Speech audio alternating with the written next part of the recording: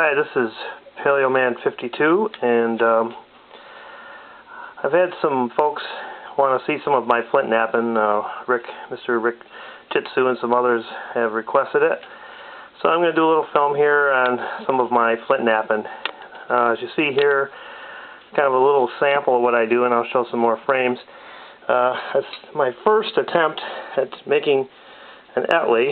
I don't know, Richard will have to be the judge on this one. Nice and thin. It doesn't look too bad.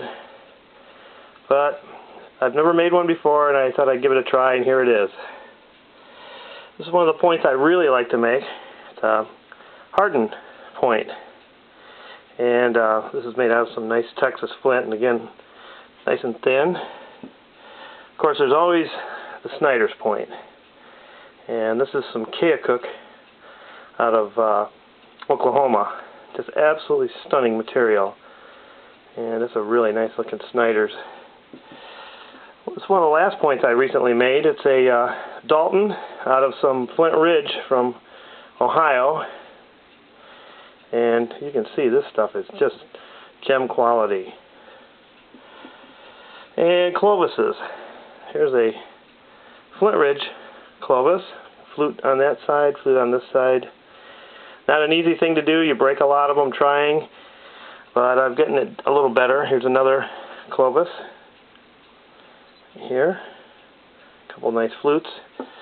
And then a nice dovetail made out of the same Keokuk that I talked about before. You can see the lines in there. Some pretty cool stuff.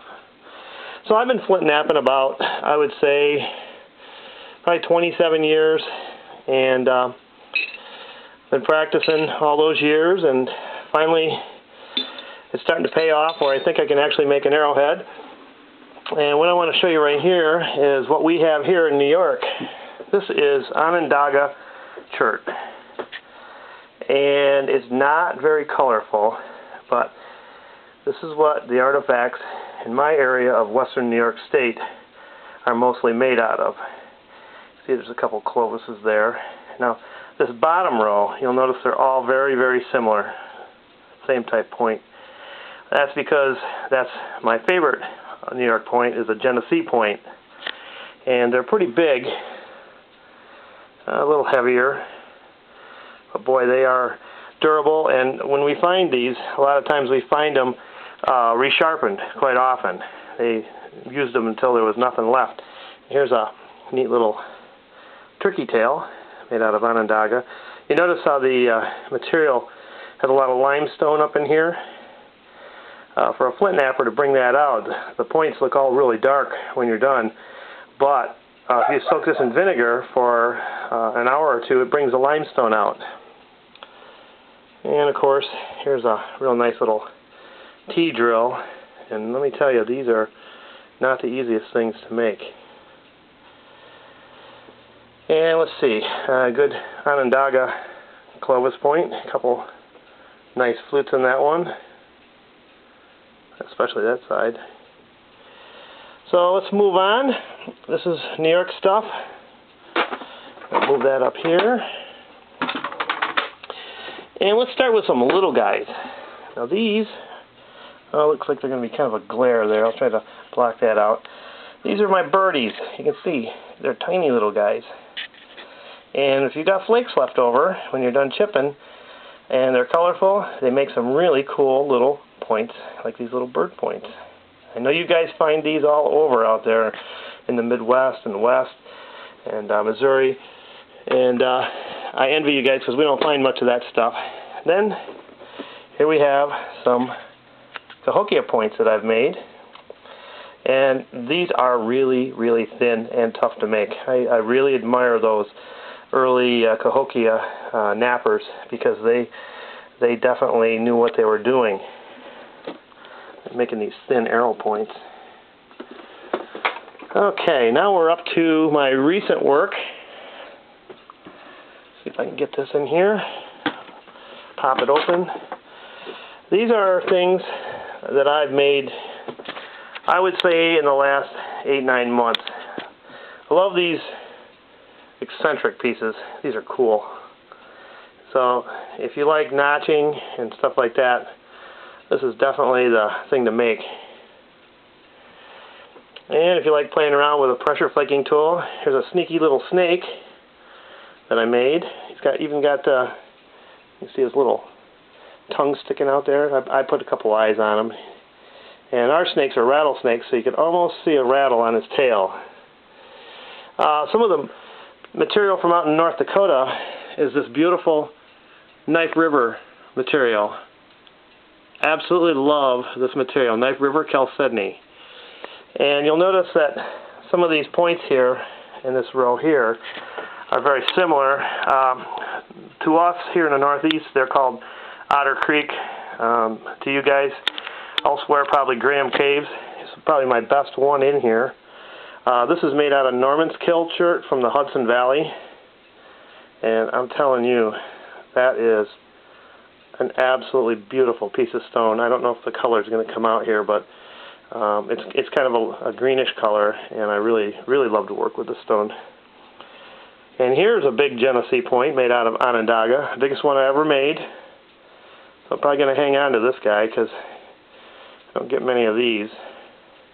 It's just massive when you hold them in your hand. Now for you guys out in Arkansas, here's some Novaculite, and that's a pretty good sized blade right there.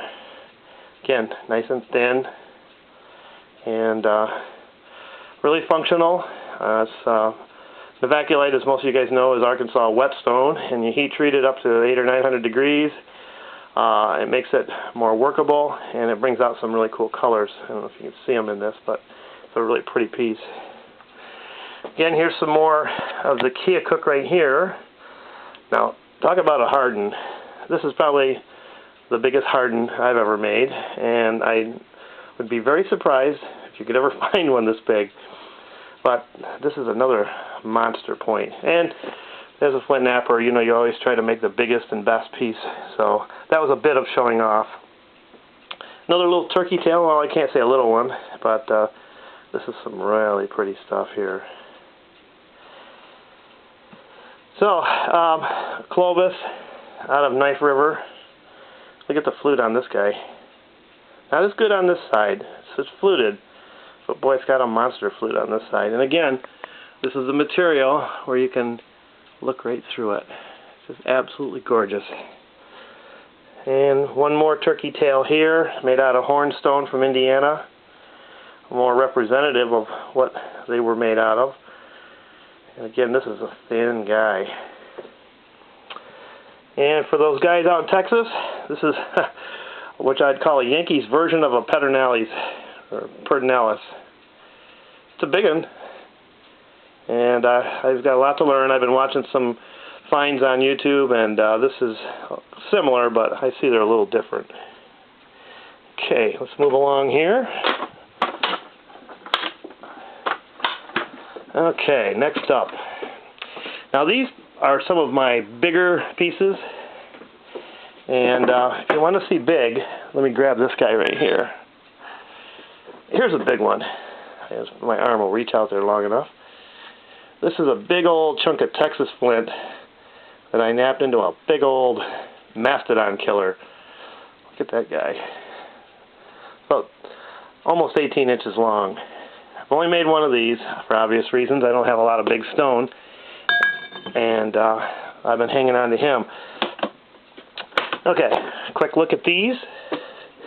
What you're going to find in this frame is an awful lot of Novaculite. It comes in a variety of colors. This is beautiful Novaculite here. Look at the streaks in this. Big old turkey tail with all kinds. This almost looks like clouds. And then there's a black and white one here that I absolutely love. That's so pretty.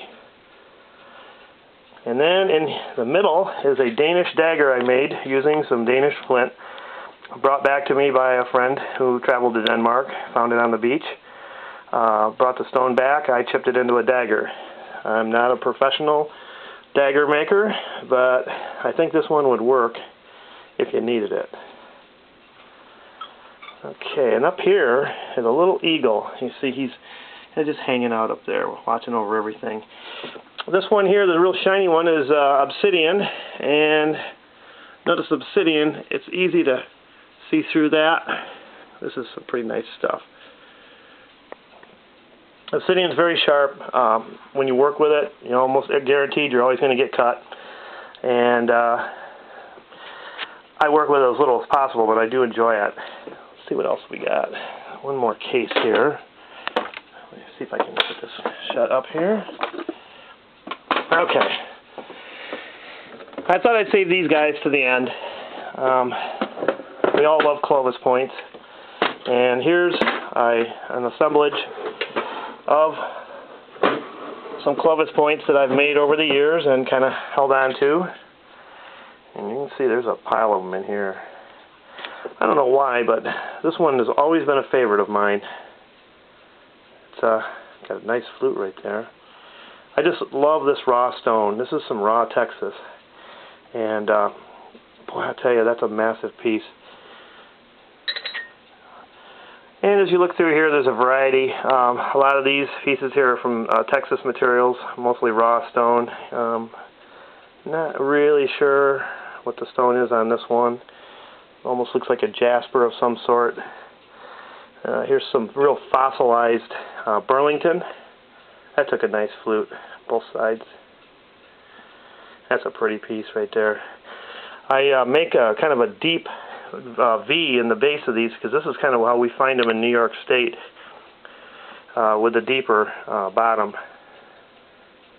That's got a shorter flute there and a much longer flute there. And this one here is some flint ridge. I love the vein that runs right through it there, all the way through. Fluted not so well. I mean, it's got a flute, you can kind of see it, but this one's a little more pronounced. But that's kind of some of the flint napping I've done. One last little look on how well this will come out. Hope the glare isn't too bad. This is another one of my keeper cases. When I travel and do a flint napping demonstration, I like to bring this guy along with me. There's a variety of things in there. It's probably going to be a little dark. But maybe the next video I'll show you a little bit about how I flint nap, and I'll give a little lesson about doing this. So I want to thank everybody for watching this video and for any comments you may leave. It's much appreciated. It's fun to share these things with all my YouTube family, and I'm going to leave you with those thoughts. So thanks for watching.